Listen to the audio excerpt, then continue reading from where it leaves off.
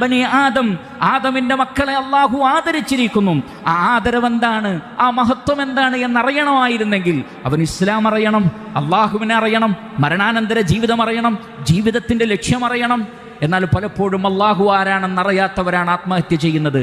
മരണാനന്തര ജീവിതം എന്താണെന്നറിയാത്തവരാണ് ആത്മഹത്യ ചെയ്യുന്നത്. ജീവിതത്തിൻ്റെ ലക്ഷ്യത്തെ സംബന്ധിച്ചുള്ള കൃത്യമായ കാഴ്ചപ്പാടില്ലാത്തത് കൊണ്ടാണ് ആത്മഹത്യ ചെയ്യുന്നത്.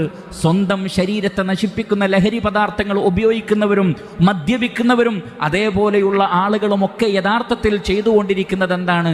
ജീവിതത്തിൻ്റെ ലക്ഷ്യം മറന്നുപോയി, ജീവൻ്റെ മഹത്വം മറന്നുപോയി, മനുഷ്യന് സൃഷ്ടിയുടെ വലിപ്പം മറന്നുപോയി, അതിൻ്റെ ആദരവ് മറന്നുപോയി.